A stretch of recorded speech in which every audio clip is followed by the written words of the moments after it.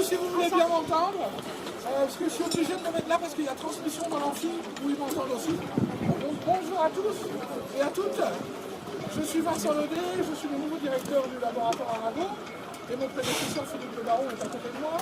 Et donc on est vraiment ravis de vous accueillir ici aujourd'hui pour rendre hommage à Louis Boutan et à la première photographie sous-marine qui a été faite ici dans la Métallus en 1893.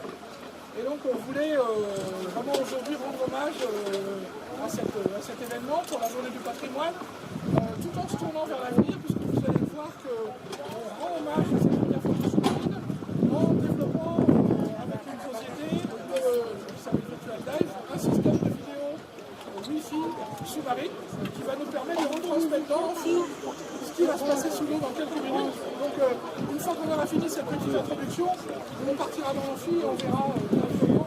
On va espérer que ça marche aussi bien que ce matin. On verra ce qui se passe sous l'eau. Et je vais passer la parole à Philippe qui va vous parler un petit peu de Louis Boutan. Merci encore.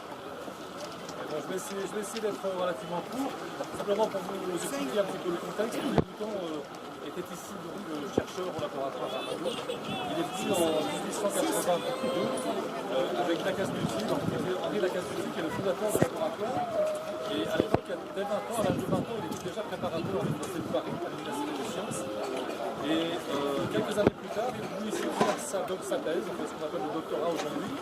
Et donc il a fait sa thèse avec Henri Lacaze-Multier sur la vie sur elle. Et puis quelques années après, Lacaze-Multier lui a demandé de développer un appareil photographique pour aller sous l'eau. Et donc ça a commencé à cette époque-là, et ça a pris, vous imaginez, en 1880, la complexité et le nombre de connaissances pour développer ce genre d'appareil. Et donc ça a pris plusieurs années, il a fallu 8 ans pour qu'il développe avec plusieurs caissons successifs. Il en a fait 4 en tout, enfin sûrement plus que ça, mais au moins 4, avec quelques échecs, et puis en fait le quatrième était un succès, un appareil photographique qui puisse descendre sous l'eau et avoir une qualité suffisante pour prendre des images. Et donc le gros problème qu'il avait à l'époque, c'était comme sous l'eau c'est relativement sombre, les temps d'exposition, ce qu'on appelle le temps de pause en photographie, c'est-à-dire le temps pendant lequel l'appareil photo reste ouvert pour imprégner la plaque photographique était de 30 minutes. 30 minutes, vous imaginez sous l'eau, avec l'instabilité, les poissons qui bougent ou un certain nombre de déplacements, c'était simplement impossible et les photos étaient floues. Et donc, l'idée, ça a été de développer le premier flash photographique sous-marin. Et donc, ils ont travaillé à ce moment-là à développer un flash photographique, ça a pris pas mal de temps. À l'époque, c'était un flux, comme vous allez le voir ici, on en a un dans le hall de l'amphithéâtre, un flux comme un flux utilisé pour le vin aujourd'hui. Il le lestait, le descendait en fait au fond sous l'eau, et sur ce flux, il déposait une espèce de cloche de verre avec un fil de magnésium et de l'oxygène. Et en déclenchant donc avec une étincelle cet ensemble-là, ils arrivaient en fait à faire prendre le magnésium et à provoquer un flash photographique, une lumière disons, plus ou moins importante. Et donc c'est à partir de là qu'il a pu réussir à faire les premières photographies sous-marines au flash, dont certaines que vous allez voir sur le pavillon de l'amphithéâtre là-bas.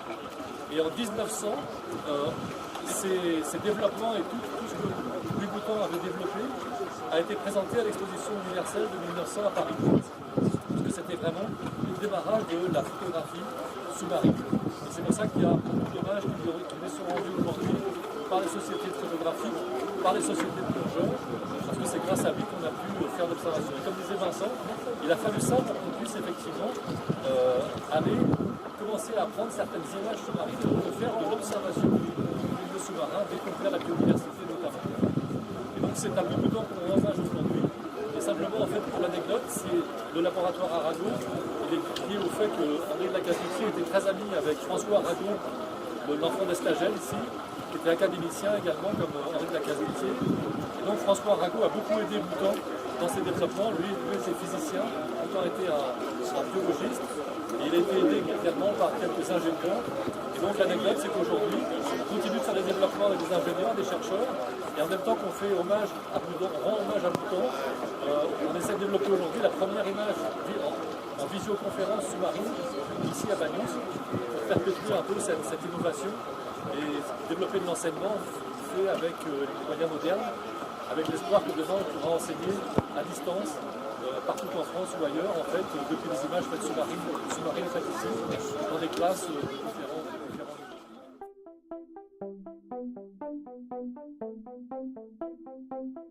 Thank you.